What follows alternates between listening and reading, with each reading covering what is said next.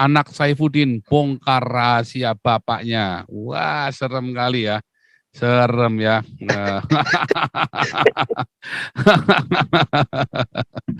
Anak Saifuddin ini ngeri ya. Waduh.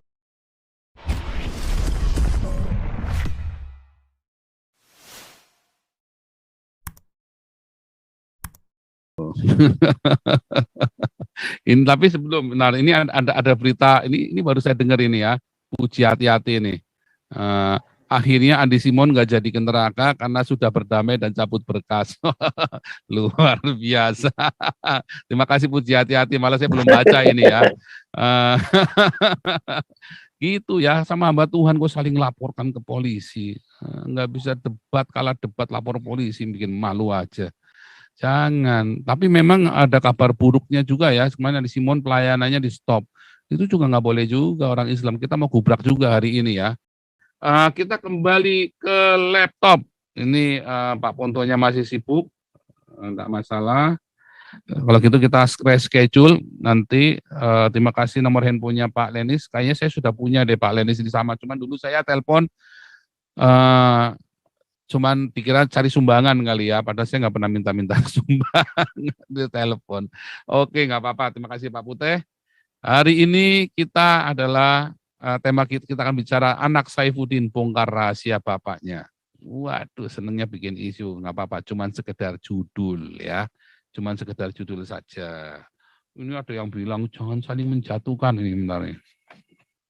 Daniel Wong ini ya, ini pasti ini ya anjing-anjingnya Saifuddin ini. Saya mohon jangan saling menjatuhkan, lalu biarkan berlalu. Kalau Abi ada salah, minta Abi ada salah, maafkan dia. Mari kita tidak bisa ini ya, kita bilang sampai membenci dia, nggak ada. Ini dasar orang. Ini tadi ya saya bilang inilah. Orang kok baperan gitu ya. Aduh, jangan saling menjatuhkan. Yang lalu biarlah berlalu. Kalau Abi ada salah, maafkan dia. Mari kita saling bantu. Pertanyaannya, apa Saifuddin pernah bantu saya enggak? Enggak pernah kan? Pernah enggak kamu ngomong gitu sama Saifuddin waktu dia jelek-jelekin saya? Enggak pernah kan? Daniel Wong, jangan munafik. Munafik banget sih kamu itu orang. Orang baru ngasih judul, baperan dasar.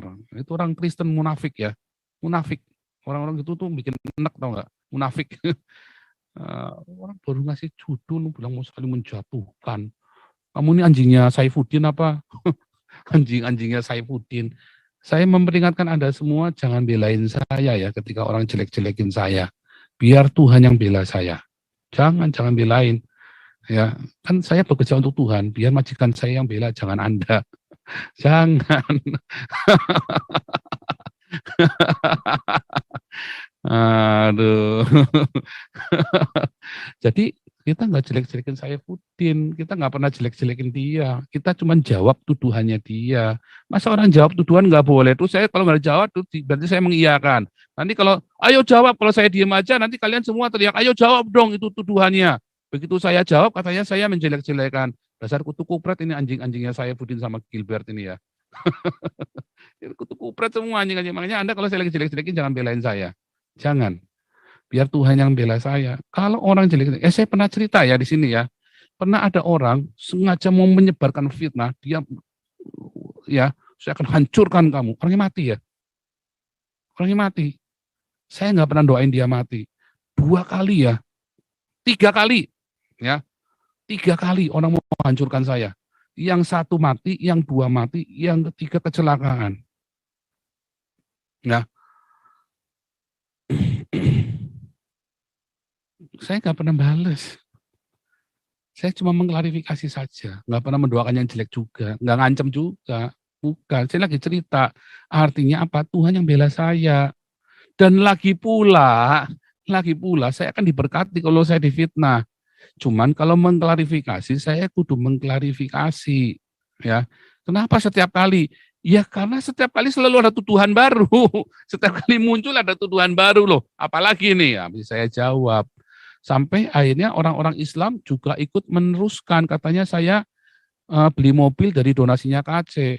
Ya, yang bilang saya Pak Rudi Yohanes. Nah, sudah saya tunjukkan uang dari mana saya beli mobil. Kenapa saya harus pamer beli mobil? Karena saya seorang pejabat publik, ya kan? Seorang pendeta, seorang pastor, seorang gembala adalah seorang pejabat publik. Sumber uangnya harus jelas dari mana. Ya, bagaimana kalau dia punya sesuatu harus jelas. Kalau seorang hamba Tuhan tidak mau diaudit, makanya pemerintahnya juga nggak mau diaudit, pejabat negaranya nggak mau. Karena pejabat agamanya saja korupsi. Ya tilep-tilepan duit, cepet-cepetan tilep duit. Bagaimana pejabat negaranya? Itulah sebabnya saya seharusnya berhak mendapat outkering. Ya, saya berhak untuk mendapat outkering. Nah, tetapi saya tolak. Ya, saya tolak. Saya BBZ. Ya, saya nggak mau. Saya self standard, berdiri sendiri. Karena saya punya uang. Orang-orang bilang saya bodoh. Enggak, saya hamba Tuhan. Saya harus jelas duitnya dari mana. Bisa nggak saya dapat uang sendiri itu dari outgoing dapat bisa. Karena rekening yang masuk ke saya kan rekening dari rekening Indonesia. Saya ambil tunai, sudah saya simpan tunai. Nggak masuk ke rekening Belanda, bisa nggak? Bisa. Sehingga saya nggak bisa diperiksa. Tetapi nggak boleh. Kalau saya aja ada begitu, apalagi orang lain, apalagi yang bukan hamba Tuhan. Kalau hamba Tuhan aja tilep-tilepan begitu, makanya saya buka. Dari mana uang saya semuanya berasal. Berapa jumlah yang saya terima. Ya, itu saya buka. Ya, termasuk kenapa saya bisa beli mobil, kenapa saya bisa beli wagon segala macam yang harganya cukup mahal ya. Wagon itu harganya di total nanti akhirnya 8.000 ya. Bisa 8.000 itu di total sama renovasi apa segala macam. Artinya 8.000 berarti udah lebih dari 108 berarti 120 jutaan kira-kira harganya ya totalnya itu. Nah itu harus jelas keuangan saya dari mana ya, walaupun tidak semuanya saya buka langsung namanya siapa ya, enggak boleh. Itu kan masalah kerahasiaan, tapi saya buka. Ya, rekening yang saya buka, rekening yang saya buka ke Anda harus saya buka. Gitu, ya. Nah, karena saya pejabat publik, ya, dan saya mengumpulkan uang dari publik, bukan buat saya, tetapi buat Damaris. Maka saya pun harus saya buka. Begitu ya. Bahkan ketika Pak Charles itu menjadi menjadi koordinator dapur umum, ya Pak Charles selama ini dulu Pak Charles itu suka kasih perpuluhan ke saya ya. Pak Charles itu pernah kasih perpuluhan ke saya. Dia bilang saya perpuluhannya tak kasih ke Pak Paulus saja. Ya dulu saya terima, tapi begitu Pak Charles waktu Pak Charles cuman di pengurus saja ya. Tapi begitu Pak Charles pegang dapur umum, saya bilang Pak Charles nggak boleh transfer saya lagi. Nggak boleh. Nah, serius ya, ini Pak Charlesnya ada, tanya sama Pak Charles. Saya larang Pak Charles transfer saya, nggak boleh. Kenapa? Nanti saya dituduh Pak Charles pegang dapur umum, karena Pak Charles setoran sama saya. Weh, jangan sampai. Nggak boleh. Karena dia pegang dapur umum. Ya kan? Dapur umum dan dia mendapat untung dari situ. Kan memang mendapat untung kan? Nah, sekarang udah nggak pegang lagi. Pak Charles sekarang udah nggak pegang dapur umum karena Pak Charles kan sudah jadi wakil ketua kan, wakil ketua yayasan. Ya. Tapi waktu pegang dapur umum saya bilang nggak boleh transfer saya sama sekali. Itu adalah kredibilitas dan integritas. Ya, wah, duitnya berkurang ya enggak apa-apa. Tuhan kasih lewat cara yang lain dengan cara yang ajaib, yang aneh-aneh. Ya, nah, itu saya buat klarifikasi. Ya, nih hamba ceker sedang mengintip. Aduh, si hamba ceker. Jadi begitu ya. Jadi memang kita harus buka, bukan pamer-pamer, tapi memang karena saya pejabat publik harus saya buka. Sumber keuangannya dari mana, belinya dari mana. Begitu. Itu kalau Anda mau benar ya begitu. Saya bayar pajak. Saya juga bayar pajak. Ya, clean semuanya. Sehingga ada beberapa orang bilang saya bodoh, enggak. Nanti duitnya enggak urusan, itu duit Tuhan yang melihara saya kok. Kenapa saya mesti takut untuk jujur? Ya kan, enggak usah kita tipu akal-akalan. Wah, saya sudah belajar ya tentang yang namanya integritas, kredibilitas. Ya, berdarah-darah. Dan saya enggak mau ngulangi lagi. Nah, terus kemarin ada cerita menarik ya, waktu tentang anaknya Saifuddin. Kemarin sempat saya bahas ya. Yang sangat lucu ya. Saya nggak tahu nih Saifuddin ini pinter atau bodoh. Saya nggak ngerti bagaimana mendefinisikannya. Tetapi sebenarnya ada anaknya Saifuddin kan 3 ya. Nah, Saya pernah ketemu sama yang paling besar, ya yang paling besar yang kemarin di TV One itu, ya. Dia datengin saya waktu saya seminar, waktu saya bikin bedah buku, bukan seminar ya, bedah buku saya Khilafah Terakhir di Fokus Indonesia yang dibina oleh Pak Junadi Salat. Duet sama Pak Saifuddin Ibrahim waktu itu ya saya ya, duet dengan Pak Saifuddin Ibrahim. Terus apa namanya? Dia datengin saya. Dia bilang, saya mau tanya sesuatu sama Pak Paul. Oh boleh, nggak apa-apa. Saya tahu itu anaknya Saifuddin kan. Saya bilang, datang. Waktu saya ke Solo, saya samperin, tapi dia nggak mau nemuin saya ya. Tapi kalau dia benar-benar mau nanya, bisa saya injil itu, ya kan? Kalau bapaknya nggak bisa, mungkin saya bisa. Memang anaknya Saifuddin itu kan ketika Saifuddin jadi Kristen, kan disandera sama Moko Ginta kan, ya kan? Disandera sama Moko Ginta. Nah, karena disandera, ya terpaksa si Moko Ginta kudu biayain kan, karena disandera, kalau ke penculikan itu namanya kan. Disandera, dibayarin sekolahnya sampai kuliah mereka bertiga. Dibayari oleh grupnya Moko Ginta kan. Itu dalam hal ini pinter Saifuddin kan, anaknya disekolahin sama musuhnya. Ya kan, kalau enggak kan namanya penculikan itu kan. Nah, rupanya dikasihkan begitu. Ya. Nah kemudian anak-anaknya ini kalau kita lihat kan selalu menantang Saifuddin kan. Kalau cita-citanya kan selalu bikin video sanggahan, ayah bertobatlah, apa segala macam begitu kan. Bahkan kalau kemarin yang di TV One itu dibilang dia seakan-akan membongkar. Sebenarnya enggak ya, itu kan saya lihat itu enggak ada isinya apa-apa ya. Yang diomongin sama anaknya Saifuddin itu sama sekali enggak ada gregetnya sama sekali. Lebih greget kita di sini. Ya, yang diomongin itu cuma kulitnya saja. Tahu nggak Pak Abi sekarang ada di mana? Aduh nggak tahu Abi ada di mana, nggak pernah detail. Tahu ya, sebenarnya mereka tahu Abi ada di bapaknya ada di mana. Lawang mereka sering ke rumahnya Saifuddin Ibrahim mintain duit kok. Anak-anaknya Saifuddin itu walaupun sudah menikah masih hidup dari tunjangannya bapaknya ya, dari Saifuddin. Makanya Saifuddin itu pengeluarannya besar. Karena tiga anaknya itu masih ditunjang oleh bapaknya, bahkan sudah punya anak tuh masih dikasih uang sama bapaknya tiap bulannya. Taunya dari mana? Dari Amin Wijaya. Amin Wijaya katanya istrinya si Sarah itu ya, katanya si Sarah Ayu itu. Makanya Sarah Ayu itu katanya sebel banget sama anak ya, mungkin ya, kita nggak ngerti.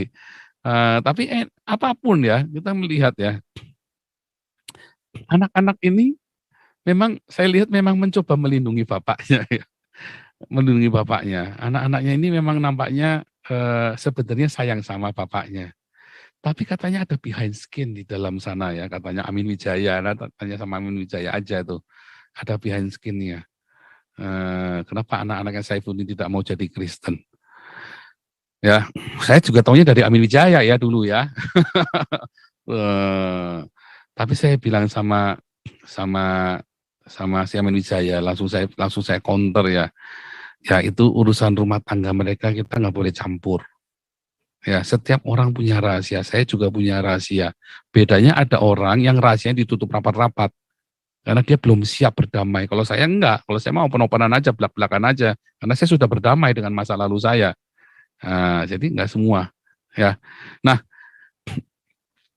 jadi urusan di dalam rumah tangga Saifuddin, ya, kita nggak usah terus baperan mau cari tahu seperti apa. Itu bukti pernah ada yang kayak sengaja memberitakan ya keburukan keluarga Saifuddin kepada saya, kayak sengaja begitu ya. Saya bilang nggak ada urusannya sama kita, saya juga punya rahasia. Saya bilang begitu ya, nggak usah dicita-citain yang begitu ya, nggak usah diceritain. Bahkan anaknya Saifuddin saja dia bisa cerita banyak tentang Saifuddin yang diceritain cuma kulitnya doang kok. Malah kalau menurut saya, itu adalah anaknya sedang mempromosikan bapaknya. Oh, Abi ini memang hebat, Abi ini memang belajar sungguh-sungguh, apa segala macam, sedang membenarkan reputasi bapaknya. Kalau saya lihat justru anaknya itu bukan membongkar keburukannya Saifuddin, justru sedang memamerkan kehebatan. Abi gimana tuh waktu dinasihatin sama kamu? Katanya menjelek-jelekan Islam, jangan, Abi sudah kelewatan, anak-anak sudah nasihatin katanya. Terus Abi gimana? Hanya senyum-senyum saja, cool aja begitu. Oh, itu kan anaknya betapa kagumnya. Itu kan sebenarnya ekspresi kagum anaknya terhadap Saifuddin kan. Bener nggak? Itu ekspresi kagum anaknya terhadap bapaknya. Kalau anak saya begitu, coba ditanya. Anak saya suatu ketika ditanya ya, sama orang ya kan, ada orang Indonesia, ditanya, nanya anak saya, papamu kerja apa nyo? Papa kerjanya misui wong Islam. Sebenarnya itu kan bercanda, anak saya bercanda ya, tetapi ada kekaguman, bapak saya berani sekali Edan, bapak Edan, wani nemen. Loh kamu enggak takut nyo? Ya takut sih, tapi ya biasa saja, sudah biasa, sudah bertahun-tahun begini. Sampai takutnya hilang katanya begitu kan. Jadi sebenarnya itu bukan sebuah apa namanya aib. Anak-anak itu belain Saifuddin. Kalau saya tangkap kesimpulan saya, si Saddam Hussein itu lagi belain Saifuddin di TV One itu. Jadi saya lagi memikir ini Saifuddin antara pinter atau licik begitu aja kan. Dia bisa memperalat anaknya sehingga mempromosikan dia kan. Dan anaknya kan jadi ikut tenar kan di TV One kan. Kalau anaknya bisa mengelola, bagus buat anaknya, ya kan, buat cari duit. Kalau anaknya bisa mengelola ketenaran itu, kesempatan masuk TV itu, kalau masuk TV gampang ya, tinggal buka terus Anda masuk. Tapi kalau TV sekarang kan susah. Anda mau masuk TV sekarang mau dibongkar susah. Karena TV sekarang kan tipis-tipis, kayak TV saya kan cuma 4 cm kan. Tebelnya cuma 4 cm. Mau masuknya bagaimana coba? Kalau zaman dulu masuk TV gampang. Kalau zaman sekarang masuk TV susah. Ya kan? Nah, sekarang anaknya saya Budi bisa masuk TV, ya kan?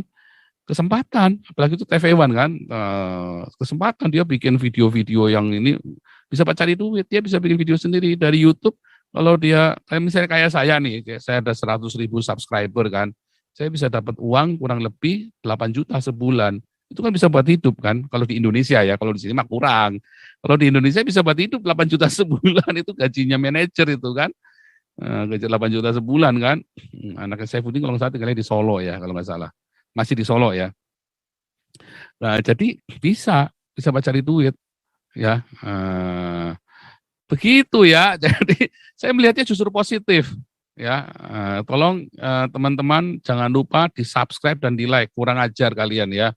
Kurang ajar, saya kutuk jadi kodok dalam tempurung. Ini yang nonton 2.000 tapi yang subscribe cuma dikit. Nanti saya kutuk kalian jadi kodok di dalam bokong nanti ya, bukan dalam tempurung lagi tapi dalam bokong. Artinya jadi swike. Oke, luar biasa. Oh, ini saya ngoceh-ngoceh tadi